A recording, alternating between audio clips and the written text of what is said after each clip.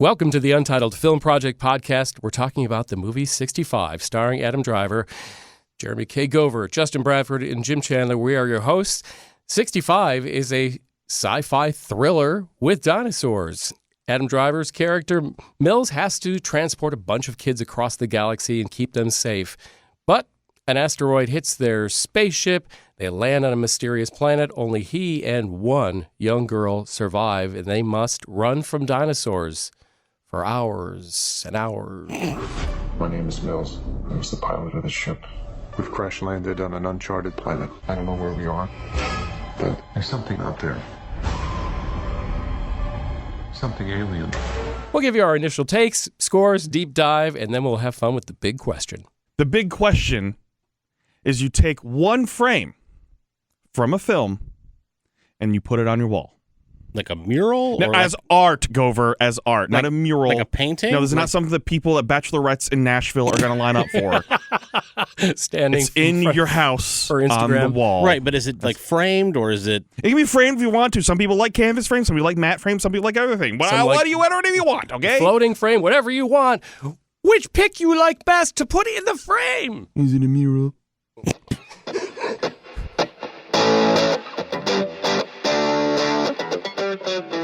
Let's get our initial takes of 65, starting with Justin Bradford. All right, my initial take. I love this reaction already. Oh, this is awesome.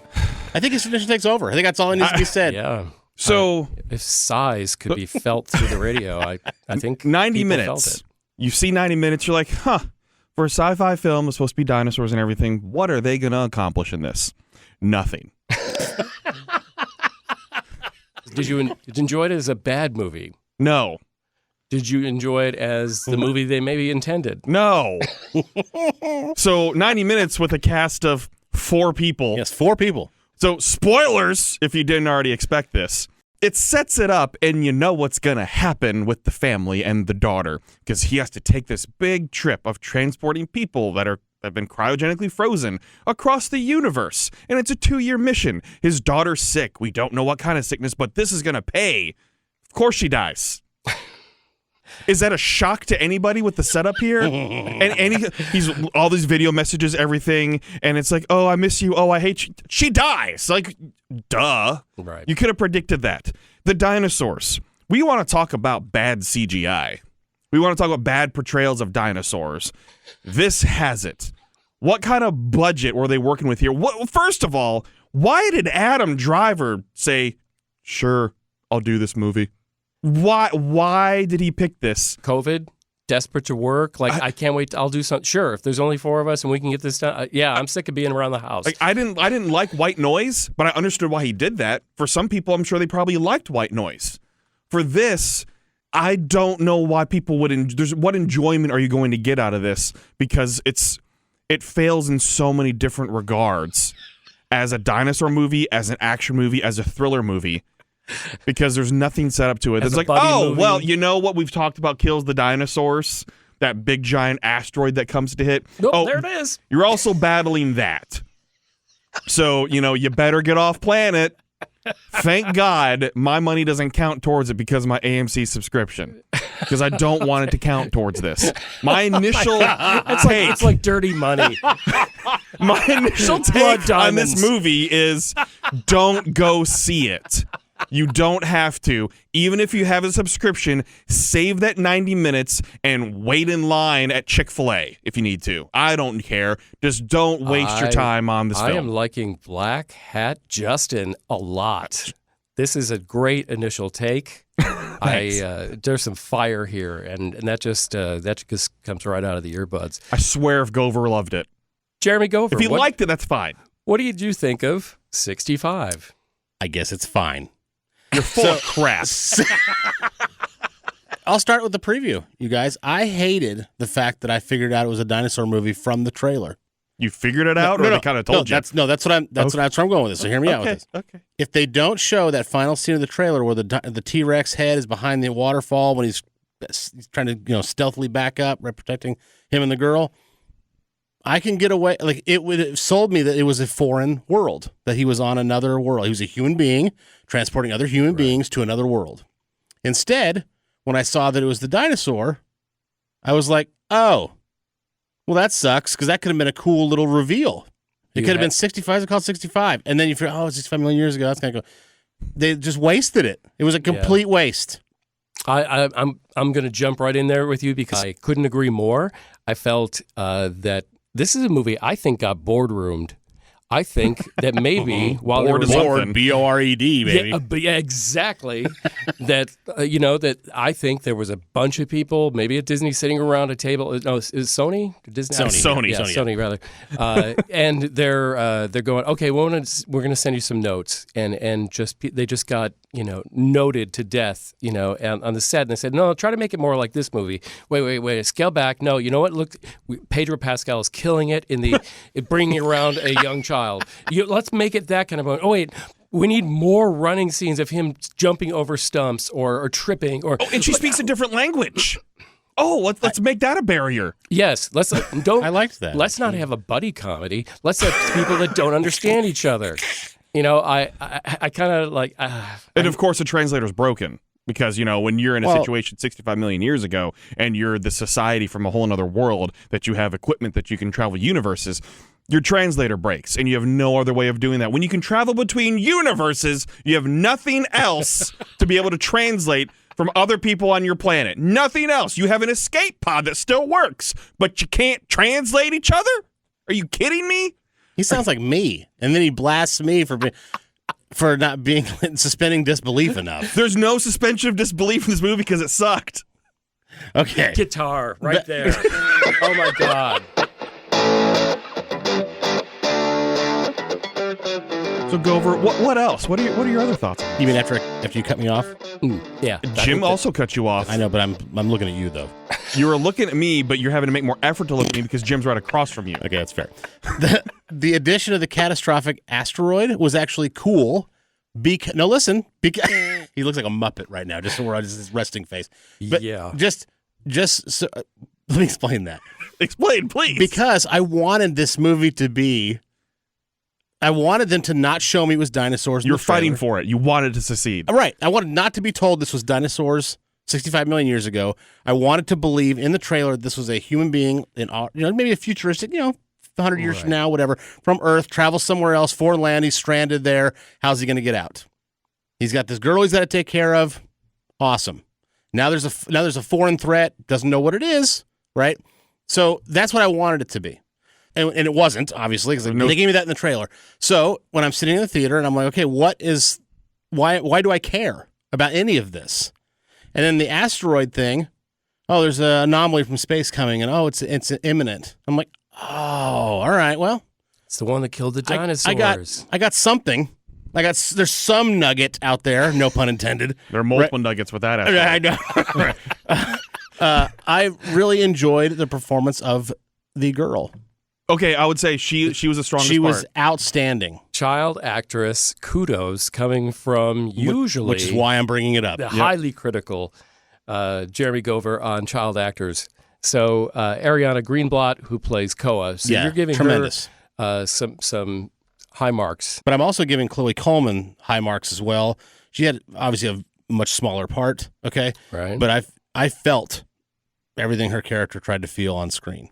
I thought she was great. I liked her in My Spy, and that helped. That was cute. Sure. Yeah, it was really great. And it's her in a camera. A lot of her part in this film is her in a camera, and that's it. So there's no other human to feed off of for what she's having to pull off. That actually, I'll give props to that as well. The child actors are great. People can do that. Child actors were great. Yeah. And my last thing is the video messages reminded me a lot of Minority Report. Mm-hmm. When Tom Cruise loses his son. It's in the future enough to where he's got this technology that he plays back and tortures himself with all these old clips of his family and all that. It just reminded me a lot of that. Sure. It reminded me of a Nintendo Entertainment System. I was waiting for him to blow in the cartridge because it wasn't working. So 8-bit video game memories, is this what evokes? But still couldn't translate. And it didn't even satisfy you at that level. So here's one. Okay, my first roll of the eyes and the from me during this film was it took, when it's 90 minutes long, it took about a third of the movie to get to the title screen. I also would say the same thing. Are you kidding me? And the title screen is the most condescending. You are the stupidest audience we've ever tested, and we're going to tell you everything. We're going to flash up in giant letters, and it was on Earth, in case you hadn't figured that out. And they almost keep coming back. Like you think, okay, you just told, okay, fine, I get it. It's on Earth. That's, big twist. Great. Okay. And then it would come up like another word. No, seriously, this is Earth from like a long time ago. In case you didn't understand the first giant things we flashed up on the screen. Like, how dumb are the people they were figuring they were going to see this? I don't know who made the decisions in all these movies. It sounds like it was like 15 different people. Yes. But I thought it was a mess. Hell yeah, it was. I didn't hate it as much as Bradford did. I was actually thankful when I walked out that it was only 90 minutes. 100% agree with you there. My God. So why was every dinosaur out to kill them? I noticed that. There was no herbivores. All carnivores? Right. And I'm looking. They didn't come across one herbivore. This is the Cretaceous period. Triceratops existed. Isn't that a metaphor for this movie of a one-note song? Yes. Yeah, there's dinosaurs, but they're all this, and they're all going to be the same. They were trying to do these jumps. There's one jump scare that got me, and that was it. Because other than that, which one was it? It was the first one. The first jump scare. I agree. The small dinosaur. Yep. Jumping up. Other than that, everything else was exactly predictable. Yes. You knew when it was going to happen. You knew when it was coming because they're setting up way too much. Again, why the hell did Adam Driver choose to do this film? I don't know. I got to tell you, I have an Adam Driver problem. And I don't know if maybe somebody smarter than me can explain what it is, okay? I think Adam Driver is a very good actor. He is good. I think he's a very smart guy. I think he does some amazing things. Why don't I enjoy him in any of those things that he's doing well? I'm not sure. It's a me problem, I guess. But Adam Driver doing this movie, it could have been anybody. Why Adam Driver? Why was he drawn to this project other than it was during the pandemic and he needed to get out of the house? That might be enough. But do we think that he's going to have the problem that some musicians have of just bad song choice, that he's choosing some wrong projects even though he's a great actor? Dude, we just talked about this with the guy from Plane, Gerard Butler. Yes. Oh, right. How it's his problem isn't him. It's the projects he's attached to that he finds himself he could do much better all the action time. movies. Yeah, here's the thing. He deserves better writing as an action star. Yes, He that's what I'm deserves saying, better right. writing. But he also deserves better representation to give him good scripts. Yeah, also. Exactly. So Fire's agent, Adam Driver. We're firing somebody's agent over 65. I want to make that very clear to everybody. We are firing an agent over this movie. But here's why I would take him on as a client if I am an agent. Is I think he's good at what he does, okay? Regardless of my personal feelings for what he portrays on screen. I would say, thankfully, his misses are in such small movies that nobody saw that it can't hurt him. So the fact that a thing is unwatchable and nobody cares because the premise was given away and you felt like you've seen this movie 50 times before, maybe saves him because nobody goes to see it. It's going to be on, airplanes and in hotel rooms for a while. But I think that's going to be the majority of the viewing. I don't think anybody's seeking this thing out. I think the Sci-Fi Network's going to buy this thing and play it to death. And make it into a series? Yeah. No. I'm just run it just ad nauseum. Rotten Tomatoes, 37% score. No shocker Critics, there.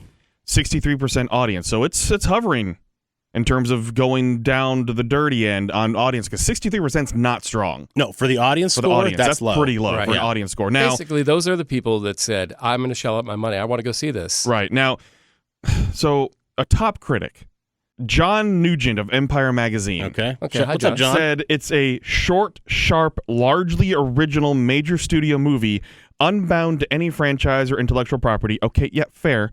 At a time when such a concept is being threatened with extinction.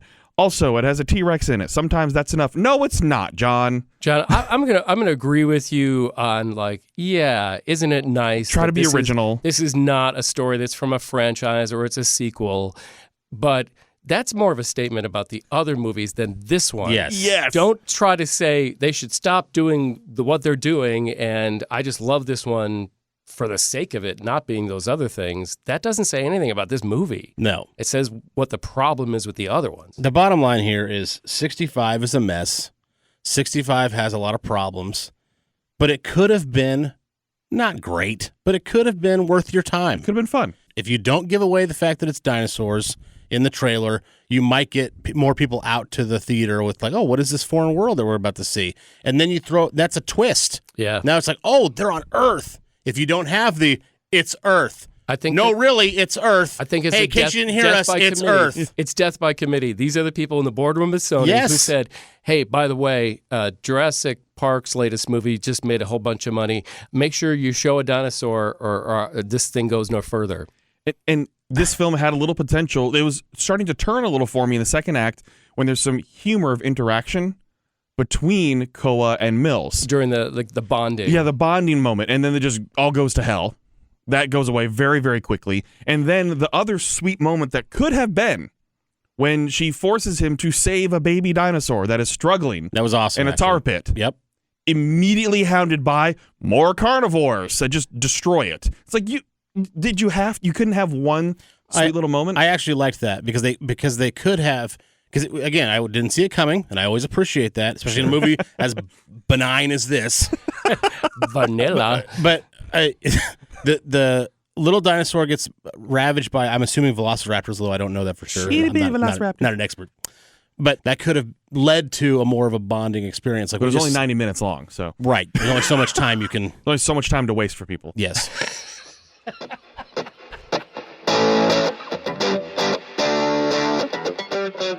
Well, it's time to score 65. It's got a score right in its title. If one of you even picks 6.5, we're going to have some words, just so you know. Just tell you that right now. I would never. Good. I wouldn't give it the satisfaction. I'm just saying. Jeremy Gover, what do you think of this movie numbers-wise? I think it was a mess. I think it was a bad sci-fi movie, but I think it was a better dinosaur movie than Jurassic World Dominion, 4.5. Wow, very It's not interesting. saying much, Gopher. It doesn't have to say much, I Bradford. know. It just has to say what I thought of the movie. There's not a lot of words there, but Justin Bradford, score 65. I was going to say the same thing. It's not much to say that it's better than Jurassic World Dominion because that movie disappointed me so damn much. I wanted to be so much more. And this one, while there are so many problems with it, was still better than Jurassic World Dominion. Oh, it hurts to say.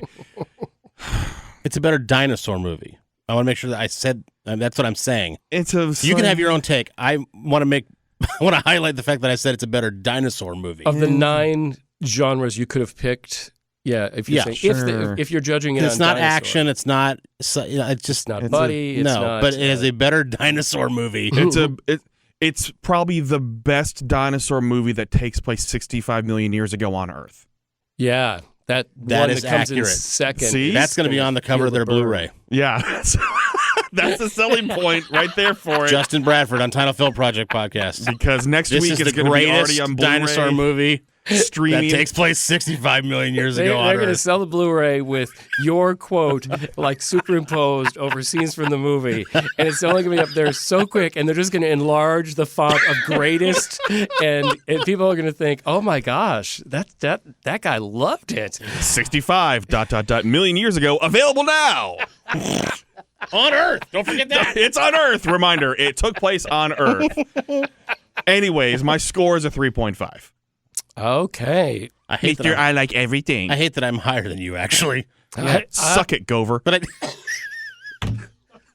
I just got to be real. I gotta be real. There were Movie's redeeming bad. qualities of the film. The performances There were could have been great. The redeeming. kids were great. They could have honestly, like, this is actually a testament to the casting agencies. They could have said, "Look, we got Adam Driver in this. We can phone it in with the kids. Just give me somebody good enough." Right? And they didn't do that. They got great actors for the kids. I applaud that.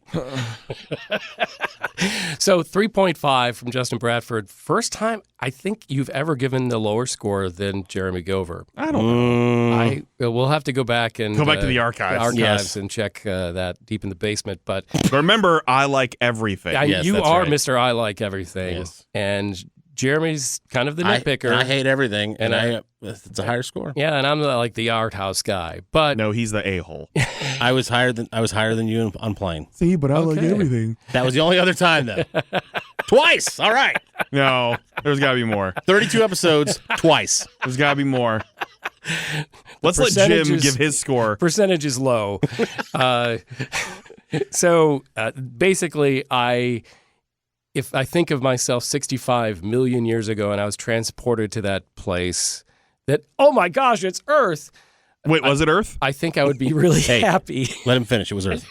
Because there would be nothing to show this movie on 65 million years ago. This is just, it's a piece of drivel, and it just seems to, it's outstanding in its ability to never pay off any possibility of interesting things happening. It came so close. There's like a lot of times you're in the movie and you're going, oh, they're building to something, and it kind of almost happens, or if it does happen, it's so unremarkable, and then you're like, I guess I'll wait for something else to happen. And to me, it just felt entirely way too long. I am going to give 65 a 3.5 as well. I feel dirty right now. 90 minutes felt way too long. That says so much. Again, I was thankful it was just 90 minutes.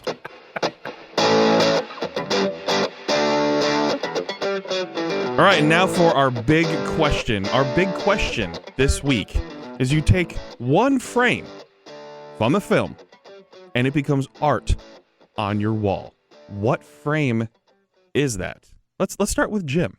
I have a favorite frame from movies, and I have a bunch. Occasionally on my personal TikTok and Instagram, I will point out a frame of a movie that I think is just beautiful in its composition, its color, or whatever, its meaning conveyed. And I have to go back to Stanley Kubrick and 2001: A Space Odyssey. There is a scene in which Hal has taken over the spaceship and he's trying to get back in. And if not, he's going to float off into space. And the shot is of him with his helmet on and the glass coming down from the helmet. And in the reflection of that face shield, you see all the colored lights of the technology that surrounds him in that pod. And it's reflecting off the face shield. And so you see like all the technology that's encircling him and at this point wants him to die. And he is, utterly also dependent on this technology. And it's showing there in the face shield. And just right behind that, your eyes get to see the face of the man who's trying to figure out how not to die in the loneliness of space, surrounded by technology. So technology gets its share on that first reflection. And if the more you look into it and you see this talented astronaut trying to deal with the pressure of, this thing is trying to kill me and I'm just trying to complete this mission, and it's gorgeous. The colors of it are fantastic. What it represents is really cool. It's just that whole movie, I could probably find 10 or 50 great stills of just beautiful shots. But that one with the technology reflecting off his face is my still I would put up in the old room where my wife lets me put stuff up that the public can't see. The room where it happens. Mr. Gover. Can I have two? I'll give you two. I won't take two. Well, okay, give us your top one and then an honorable mention. Okay, I'll give you the top one. Yeah, that means you have to rank them. That's fine. In Empire Strikes Back, when Luke is on the staircase looking up at Vader and they both have their lightsabers extended, it's dark and they're just silhouettes. Mm-hmm. But the lightsabers, of course, are vibrant and powerful. And I'm a huge Star Wars fan. My wife says when she leaves the house, I immediately shut all the curtains. I love being in, a vampire. So you're a den-like creature. Yeah, so it has to do with that. It's basically really, really dark, but then the two lightsabers give it that pop, So I would pick that one, Empire Strikes Back, with Vader and Luke. Love it. I love it a lot. Beautiful. My honorable mention is Captain America and Iron Man in Civil War. Oh, okay. It's pretty awesome.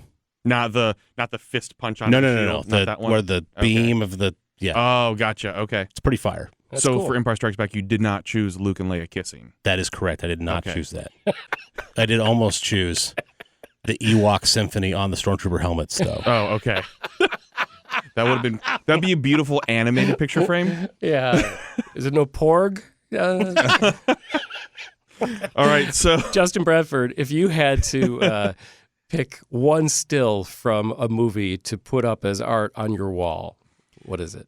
So I am glad that Gover didn't steal one. When he mentioned Marvel, I was like, oh no, please don't be mine. That was actually one of the reasons I didn't want to say two, actually, is 'cause in case I was going to take yours. No, mine is from Avengers Endgame, and it is the moment where it pans out and you see very small Captain America standing against all of Thanos' forces. You see the Leviathans in the air, you see all the different Chitauri, the Outriders, all of them coming towards him, and it's the almost a silent moment before you hear on your left. It's right before the portal scene. Yeah, and it's when it's panned when out. he's at his most hopeless. When he's at his most hopeless, everyone's down, Thor's down, Iron Man's down. You don't know what's happening with Ant-Man and Rocket. And it's almost like he's going to be hit by a giant wave. Yeah. And it's before the wave hits, before it curls over. And it's beautiful. It's beautifully created as well. Yes, it is all CGI. But the artistry behind that brief moment when it is fully panned out and you see it's Captain America versus everyone in that brief moment before you hear Sam, Cap, can you hear me? Like that is a moment that I wish would be a Funko Pop somehow. Would have to be a huge Funko Pop to have all these different things versus Captain America. But Captain America being my favorite Marvel character, I love that scene because that's right before everything gets real, and it's awesome, and it's one of the best cinematic moments in a theater. I would love to hear what other people would think of their favorite piece of art on the wall that comes from the still of a movie. And, we all went sci-fi, which is pretty interesting. That is funny. A little indicative of us. We love the sci-fi, except for 65. Except for that one sci-fi movie we reviewed earlier this week.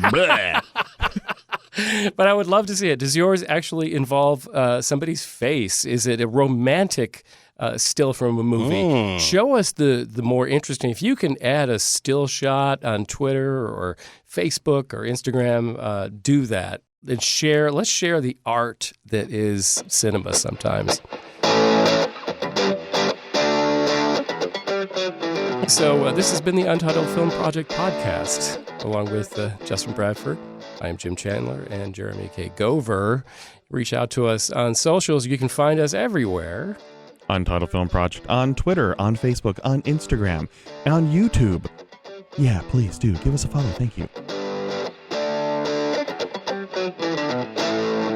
Thank you for listening to the Untitled Film Project Podcast. To support the show, please rate, review, follow, and subscribe. Original music by Jeremy Schwartz. Special thanks to the Music City Film Critics Association. Editing and post-production by Jeremy K. Gover. Voiceover by Chad Bennett. The Untitled Film Project Podcast is presented in cooperation with iHeartRadio.